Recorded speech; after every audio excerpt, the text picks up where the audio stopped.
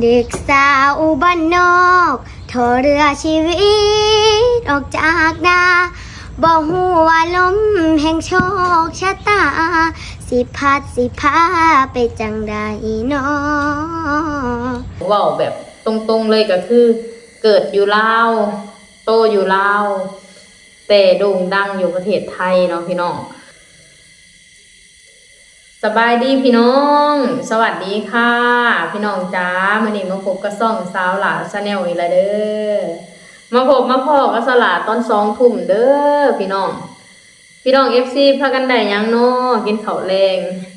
สลานี่ได้กินมาม่าเด้อพี่น้องมื้อนี้ซื้อมาม่ามาต้มเนาะพี่น้องเนาะ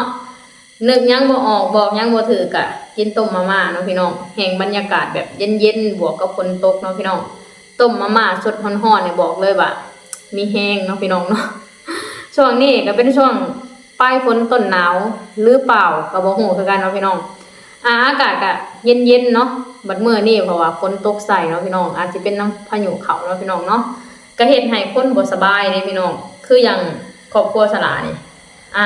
มีนำกัน10 คนเนาะรวมทั้งพ่อทั้งแม่รวมทั้งน้องเคยน้องสาวพวกลูกหลานอีหยังแบบนี้เนาะพากันเป็นไข่จนหมดพี่น้องเอ้ยเหลือแต่สลาผู้เดียวที่ยังบ่ทันได้เป็นนะตอนนี้ในความรู้สึกก็เริ่มแบบคอแหบๆไปแล้วนะพี่น้องแต่ก็ยังบ่ทันมีความรู้สึกว่าเป็นไข่เนาะพี่น้องเนาะ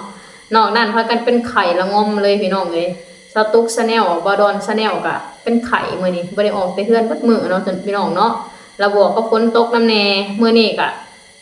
ฝนตกทั้งวันเลยเนาะมีคอยมีแห้งนั่นแหละพี่น้องเขาเจ้าพายุเข้าเนาะพี่น้องเนาะยังโชคดีตรงเถือสลาเกี่ยวเขาแล้วเป็นส่วนหลายแล้วเหลืออยู่ในหน้าก็คือเขายังบ่ทันสุกเนาะพี่น้องเอาสบายใจไปแน่ถ้าหากว่าเป็นช่วงที่สลาเกี่ยวเขาบอกเลยนะว่าสลานี่เครียดนักเลยแหละพี่น้องเห็นเขาเจ้าเกี่ยวแล้วก็อีต้นเขาเจ้านะพี่น้องพอคนตกห้ำเนาะพี่น้องเนาะโอเคพี่น้องมื้อนี้สลาก็มีเรื่องราวดีๆมานำเสนออีกแล้วเนาะพี่น้องเนาะสลาก็คือสินี้บ่พ้นคำว่าไทยลาวนี่แหละพี่น้องบ่แม่นต้องเว้าเด้เฮ็ดคลิปเกี่ยวกับไทยลาวเฮ็ดคลิปเกี่ยวกับเรื่องดีๆความสัมพันธ์ดีๆระหว่างไทยกับลาวเนี่ยบอกเลยว่ามีความสุขเนาะเฮ็ดยามใดก็แบบมีความสุขนะพี่น้องอยากเว้าแต่เรื่องราวดีๆระหว่างไทยกับลาวเนาะพี่น้องเนาะสลาก็มีเรื่องราวของน้องธิดาลาวมาบอกให้พี่น้องฟังอีกแล้วเนาะพี่น้องเนาะมีความรู้สึกว่าปลื้มปิ่มนำเด็กน้อยคนนี้หลายเนาะเด็กน้อยคนนี้ไปสร้างชื่อเสียงให้กับคนลาวเนาะพี่น้องไปว่าน้องเป็นคนที่มีพรสวรรค์น้องมีนำเสียงอันไพเราะน้องมีหน้าตาอันสะสวยเนาะพี่น้องน้องเต็มเปี่ยมไปด้วยความสามารถเนาะพี่น้องเนาะน้องธิดาลาวเนี่ยก็เป็นเด็กน้อยลาวอยู่แขวงสะวรรณเขตเนาะแล้วก็ได้ไปมีซิงเกิลมีผลงานเพลงอยู่ฝั่งไทยเนาะจากการให้โอกาสของคนไทยนั่นเองเนาะพี่น้องเว้าแบบตรงๆเลยก็คือเกิดอยู่ลาวโตอยู่ลาวแต่โด่งดังอยู่ประเทศไทยเนาะพี่น้องในขณะนี้ใส่คำว่าน้องธิดาลาวเนี่ยบ่มีไผบ่ฮู้จักเนาะแต่คำว่ามีคนฮู้จักแบบทั่วหน้าเลยเนาะพี่น้องน้องเป็นคนหนึ่งที่มีพรสวรรค์เนาะในการแบบขับร้องหมอลำการร้องเพลงเนาะพี่น้องแล้วก็ได้โอกาสมากมายจากคนไทยเนาะที่หยิบยื่นโอกาสให้น้องเนาะพี่น้องก็มีซิงเกิลแรกก็คือเพลงหอบพันข้ามโขงเนาะก็เฮ็ดให้คนหูจักน้องผ่านบทเพลงนี้เนาะพี่น้องแบบใช้คำว่าโด่งดังแล้วก็เป็นกระแสเนาะพี่น้องเป็นที่หูจักของคนลาวแล้วก็คนไทยเนาะพี่น้องสลาก็เชื่อได้ว่าน้องคนนี้สิไปได้อีกไกลเนาะพี่น้องเนาะล่าสุดเพิ่นก็มีโอกาสได้กลับมาบ้านเกิดเนาะพี่น้องก็มาสร้างความม่วนซื่นให้กับเด็กๆอยู่บ้านเกิดเนาะพี่น้องเนาะก็มีของมาฝากมีของมาต้อนนะพี่น้องหอบความฝันขามโขงมาหาน้องๆอยู่ฝั่งลาวเนาะมีขนมมาให้น้องๆสลาก็เห็นพ่อครูเพิ่นก็โพสต์ลงเฟซเนาะเพิ่นบอกว่าน้องธิดาลาวอยู่ประเทศไทยได้กินอาหารแซ่บๆได้กินขนมอร่อยๆก็เลยอยากแบ่งปันขนมอร่อยๆให้กับเด็กน้อยลาวเนาะพี่น้องสลาก็ไปเบิ่งคลิปเนาะว่าอยากเฮ็ดคลิปหลายมื้อแล้วก็ยังติดคลิปอื่นเนาะพี่น้องมื้อนี้ก็เลยมีโอกาสมาเห็นคลิปน้องธิดาลาวเพิ่นก็กลับมาบ้านเกิดเนาะพี่น้องเนาะก็มามอบความสุขให้กับเด็กน้อยอยู่บ้าน เกิดเนาะพี่น้องเนาะก็คืออยู่ฝั่งลาวนั่นเองพี่น้องเพิ่นก็ได้มาเฮือนมาซ่านกะทั้งพ่อเฒ่าแม่เฒ่าก็แบบเฮ็ดพิธีบายสีสู่ขวัญให้หั้นนะพี่น้องเป็นเป็นฮีตของประเพณีของประเทศลาวเนาะพี่น้องเนาะเวลาแบบว่าเป็นลูกเป็นเต้ากลับมาบ้านเกิดกับพากันแบบผูกแขนน้อยบายสีสู่ขวัญให้หั้นนะพี่น้องก็เป็นแบบว่าเฮ็ดแล้วก็อบอุ่นเนาะพี่น้องเนาะโอเคเดี๋ยวเราไปเบิ่งคลิปบางช่วงบางตอนกันเลยเนาะพี่น้องเนาะสละก็ขออนุญาตเด้อขออนุญาตนำคลิปเหล่านี้มานำเสนอต่อเนาะพี่น้องเนาะไปเดี๋ยวเราไปเบิ่งคลิปกันเลยก่อนสาวๆผิวขาวตาคมสมใจฉันจะเลิกก่าวตอนย้อนไปอายุแก่ได้ไว้จากพอดี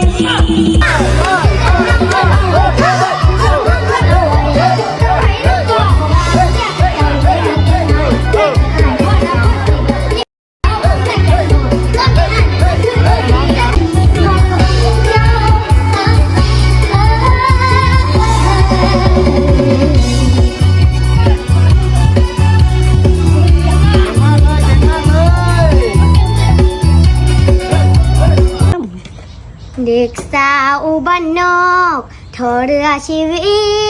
ตออกจากนาบ่ฮู้ว่าลมแห่งโชคชะตาสิพัดสิพา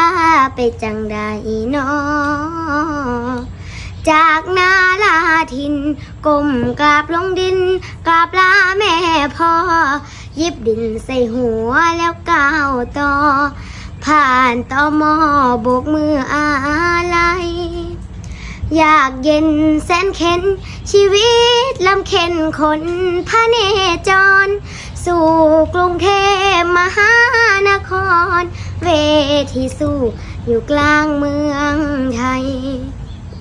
สาวเล่าตัวน้อยตาพาตาพลอยจากบ้านมาไกลหวังแค่เงินสักก้อนกลับไปให้คนทางบ้านอยู่ดีกินดีอยู่ในความฝันมีบ้านงามๆหนึ่งหลังรถจักรหนึ่งคันเติมหวังให้แม่พ่อพ้นพ่อได้ขี่เหนื่อยยากบ่ท้อเพื่อวันรอต้องทำให้ดีมีแอบร้องไห้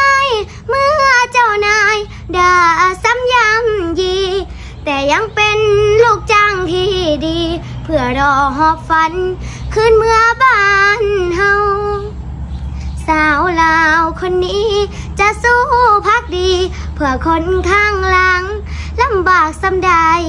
ก็ตามสร้างทุกสิ่งที่หวังต้องบ่สูญเปล่าหากคือฝันไว้บ่โดนคงได้ขึ้นเมื่อบ้านเฮาบอกกับใจสู้เด้อสาวลาวให้สมหอบเอาฝันคำของมา จบแล้วเหรอโอ้ทีมเขาเรียกว่าจากนาลาทินก้มกราบลงดินกราบลาแม่พ่อหยิบดินใส่หัวแล้วก้าวต่อผ่านตมโบกมืออาลัย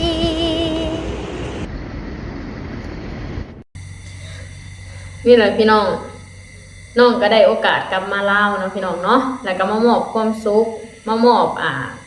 ขนมมอบสิ่งของให้กับเด็กหน่อยชนเผ่าตะโอยของประเทศลาวเนาะพี่น้องหอบความสุขขามโค้งมาให้รุ่นน้องอยู่ประเทศลาวเนาะพี่น้องเนาะก็เป็นสิ่งที่ดีเด้พี่น้องน้องที่ดาลาวเนี่ยก็บอกเลยว่าเป็นหน้าเป็นตาให้กับคนลาวให้กับประเทศลาวแบบได้ดีเยี่ยมเนาะพี่น้องเนาะผ่านการปลูกปั้นของพ่อครูศิวิไลก็ซึ่งเป็นพ่อบุญธรรมของน้องนั่นเองเนาะพี่น้องน้องก็ได้รับโอกาสมากมายก่ายกองจากคนไทยเนาะพี่น้องได้การสนับสนุนหลายๆอย่างเนาะได้รับการสนับสนุนหลายๆอย่างจากคนไทยเนาะพี่น้องเนาะก็แบบยิบยื่นโอกาสต่างๆนานาให้น้องเนาะพี่น้องบ่ว่าสิเป็นบทเพลงต่างๆที่น้องร้องออกไปก็ได้รับความนิยมเนาะพี่น้องและที่สำคัญน้องก็เป็นที่หักของพี่ๆ FC เป็นที่หักของพ่อแม่ FC เนาะบ่ว่าน้องสิไปห้องเพลงอยู่ไสบ่ว่าน้องสิไปขึ้นเวทีใดเนาะพี่น้องพ่อแม่ FC ก็ให้การต้อนรับน้องให้ความหักต่อน้องเนาะ ผ่านมาลัยใส่คำว่าเป็นหลักแสนเนาะพี่น้องเนาะสลากะในนามเป็นคนลาวเนาะเห็นแบบว่าคนลาวด้วยกันแบบว่ามีชื่อเสียงโด่งดังขนาดแล้วก็เป็นที่หูจักของทั้งคนลาวแล้วก็คนไทยเนาะพี่น้องแห่งเขาไปประเทศไทยเนาะทางคนไทยให้การต้อนรับให้ความหักน้องแบบอย่าคือน้องเป็นลูกในบ้านร้านในเมืองนะพี่น้องสลาเห็นแล้วสลาก็ดีใจเนาะพี่น้องเนาะคืออย่างคลิปนี้ก็คือกันเนาะน้องก็ได้มีโอกาสกลับมาลาวเนาะแล้วก็มามอบความสุขให้กับน้องๆอยู่ฝั่งลาวมามอบสิ่งของบ่ว่าสิเป็นขนมบ่ว่าสิเป็นอาหารเนาะพี่น้องก็มาส่งต่อความสุขเนาะพี่น้องเนาะสิ่งที่เท่าหลาสัมผัสได้จากน้องธิดาลาวนะน้องเป็นคนที่มีความมุ่งมั่นน้องเป็นคนที่มีพรสวรรค์น้องเป็นคนที่มีความกตัญญูหูคุณเนาะพี่น้องเท่าหลาเชื่อว่าน้องคนนี้สิไปได้ไกลเนาะแล้วก็บวกกับคนไทยก็คือพ่อครูศิวิไลเพิ่นบ่ได้สอนให้น้องลืมบ้านเกิดเนาะเพิ่นสอนให้น้องแบบฮู้จักคำว่าบุญคุณสอนให้น้องฮู้จักถิ่นกำเนิดของน้องบ่ว่าสิมีชื่อเสียงซำใดบ่ว่าสิมีเงินทองหลายปานใดเนาะพ่อเพิ่นก็บ่เคยสอนให้น้องต้องลืมบ้านเกิดของเจ้าของเนาะสอนให้น้องกลับมาเยี่ยมเยือนบ้านเกิดแล้วก็นำเรื่องราวดีๆมาให้บ้านเกิดเนาะพี่น้องเนาะแล้วก็เพิ่นบ่เคยปกปิดว่าน้องเป็นคนลาวเพิ่นให้แสงให้ทุกอย่างต่อน้องธิดาลาวเนาะแล้วก็บวกกับเพิ่นเผยแผ่วัฒนธรรมลาวไปในตัวก็คือผ่านชุดลาวที่น้องสวมใส่ในการขึ้นไปร้องเพลงทุกเพลงของน้องเนาะพี่น้องสละถึงสัมผัสได้กับคำว่าการปลุกปั้นน้องธิดาลาวในครั้งนี้ก็คืออยากให้คนทั้งโลกรู้ว่าเด็กหน่อยลาวก็มีความสามารถเนาะพี่น้องแค่ขาดการอุปถัมภ์ค้ำชูเนาะพี่น้องเนาะโอเคพี่น้องสำหรับคลิปนี้สละก็จะขอจบคลิปลงคลิปนี้กันเด้อขอให้พี่น้องทุกคนกดไลค์กดแชร์กดติดตามสละในเด้อสบายดีสวัสดีค่ะ